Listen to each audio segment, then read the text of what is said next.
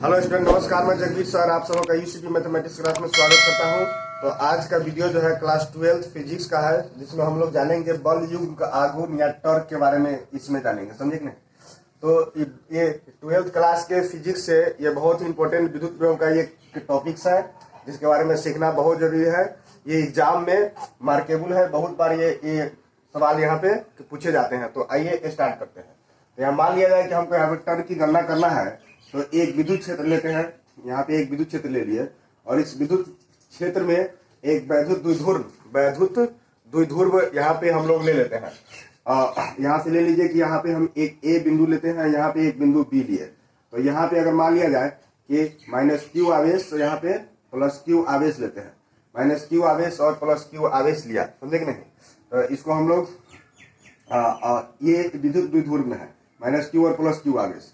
तो ये विद्युत क्षेत्र में अगर यहाँ से अगर इसके हम समानांतर घटक तैयार करें, तो वहाँ पे आपका यहाँ से एक बिंदु मिलेगा, यहाँ पे जो लांबिक दूरी यहाँ पे कहलाएगी, यहाँ पे समकोण बनेगा। इसको हम लोग पी से सूचित कर देंगे। यहाँ पे राइट एंगल बन रहा है, पी से इसको हम लोग सूचित करेंगे। लांबिक दूरी पी से सूचित किया। अब यहाँ पे क्या है कि यदि यहाँ पे थीटा एंगल मान लिया कि यहाँ पे वैद्युत द्विध्रुव जो था, वैद्युत द्विध्रुव अक्षीय स्थिति में था, ये बिंदु यहाँ पे होगा। इसको हम थीटा एंगल से अगर विक्षेपित करेंगे तो यहाँ पे चला जाता है।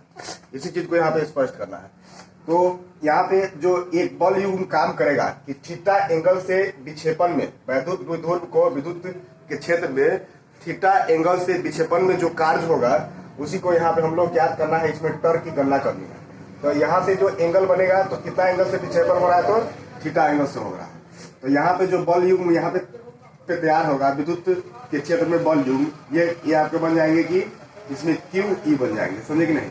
और यहाँ पे भी बल युग्म क्या बनेगा, इसमें क्यू ई बन जाएगा। यहाँ पे बल युग्म इसमें क्यू ई बन जाएगा। तो इसमें एक सरल भाषा हम लोग यहाँ पे नोट कर लेते हैं। तो क्या हो जाएगा यहाँ से कि वैद्युत द्विध्रुव को विद्युत के क्षेत्र में कि थीटा एंगल से विक्षेपित करने में जो बल लगता है, वह बल परस्पर बराबर समानांतर और विपरीत होते हैं। और वह बल युग्म को हम लोग कहेंगे नियंत्रक बल युग्म, या विक्षेपित करने में जो ये बल लगता है उसे प्रत्यायनन बल भी कहा जाता है। नियंत्रक बल युग्म या प्रत्यायनन बल युग्म, जिसे हम लोग इसे मान लेंगे ये नियंत्रक बल युग्म यहाँ पे लग रहा है इसके विक्षेपण में। तो यहाँ पे टॉर्क की गणना हमको करनी है। तो यहाँ पे जो टॉर्क यहाँ पे बनेगा, इसको हम लोग क्या लिखेंगे, इसका संकेत हो जाएगा इसमें टॉर्क का, मतलब कि बराबर इसमें टॉर्क बराबर कहेंगे कि यहाँ पे जो वैद्युत द्विध्रुव में, समझे, यहाँ पे आवेशों का एक बल युग्म एवं उनके बीच के लांबिक दूरी को हम कहेंगे बल युग्म का आघूर्ण या टॉर्क। यहां से कहेंगे एक बल युग्म गुने इनके बीच के लांबिक दूरी, एक बल युग्म एवं उन बलों के बीच के लांबिक दूरी मतलब परपेंडिकुलरली लांबिक दूरी। तो यहाँ पे कि टॉर्क का संकेत जो हम लोग यूज करेंगे, टॉर्क का संकेत क्या हो जाएगा, ऐसे करके लिखेंगे हम लोग, इसमें टाउ से करके लिखते हैं, समझे नहीं। और एक बल युग्म, कोई भी बल युग्म ले लीजिए, जहां पे यहाँ पे ले सकते हैं, वहां पे ले सकते हैं। इसमें क्यू ई इंटू उन बलों के बीच की लांबिक दूरी क्या होगा। तो यहाँ पे समकोण बन रहा है। तो यहाँ पे फिगर से हम यहाँ पे तैयार कर लेंगे क्या चीज, तो ये जो समकोण बना, तो सामने वाला क्या हो गया, लंब है। तो यहाँ से यहाँ तक की दूरी क्या कहलाएगा, यहाँ पे मान लिया जाए कि 12 दूरी यहाँ पे बन रहा है। तो मतलब इसमें हम लोग अप्लाई कर देते हैं, मतलब ये हो जाएगा लंब और ये आपका हो जाएगा इसमें कोण। तो साइन थीटा बराबर क्या बन जाएगा, साइन थीटा बराबर बीपी, यहां से यहाँ पे क्या बनेगा, बीपी बटा ए बी। तो साइन थीटा का तो साइन थीटा ही होगा। यहां से आप ले लेंगे बीपी को हम लोग बीपी में ही रहने देते हैं, बीपी बन जाएगा। उसके बाद ए बी का मान है जो आपका यहाँ पे ए बी का मान क्या बन जाएगा, तो आपका हो जाएगा 2l। तो बीपी बराबर क्या हो गया आपका 2l साइन थीटा, बीपी बराबर हो गया 2l साइन थीटा। अब ये यहाँ पे इसकी लांबिक दूरी कौन हो गया, तो बीपी इसके बीच में लांबिक दूरी बन रही है, तो हम लोग यहाँ पे क्या लिखेंगे बीपी, लांबिक दूरी क्या हो जाएंगे बीपी, समझे। अब इसमें अप्लाई मार दीजिए कि टर्क बराबर क्या हो गया, इसमें Q इंटू ई गुने बीपी के जगह पे लिख लेंगे हम लोग 2l sine theta, 2l sine theta. जैसे द्विध्रुव में हम लोग लेते थे तो उन बलों के बीच के दूरी, मतलब जहां पे जो द्विध्रुव आघूर्ण है उस बिंदु के बीच की दूरी लेते थे, और यहाँ पे हम लोग लेंगे उन बलों के बीच के लांबिक दूरी। तो चूंकि इसको लेंगे तो दूरी लेंगे और हमको ऐसे लेना है, लांबिक दूरी लेना है, तो यहाँ पे ले लिया 2l साइन थीटा। अब यहाँ से क्या करना है Q इंटू 2l और इंटू ई साइन थीटा अलग कर लेते हैं। तो ये जो आपका वैल्यू है इसके बारे में हम लोग पढ़ चुके हैं कि इसमें सीख चुके हैं P बराबर आवेश गुने दुगनी लंबाई, आवेश गुने दुगनी लंबाई, इसके बारे में हम लोग जान चुके हैं। तो इसका हम लोग वैल्यू यूज कर लेंगे यहाँ पे P, सभी का मान लिख लेंगे P E sine theta, P E sine theta. इसमें टर्क बराबर क्या बन गया P E साइन थीटा। अगर थीटा एंगल से विक्षेपण हो तो उसमें बल आघूर्ण क्या हो जाएंगे P E साइन थीटा।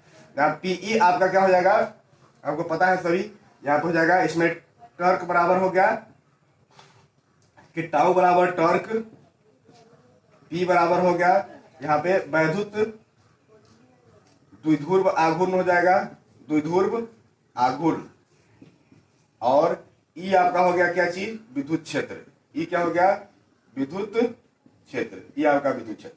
अब कहने का मतलब क्या है कि यहां से अगर विक्षेपण थीटा हो रहा है, तो ये मतलब कि सभी एक दिशा में होगा, एक दिशीय है, मतलब दिशा है, तो इसलिए यह सदिश है।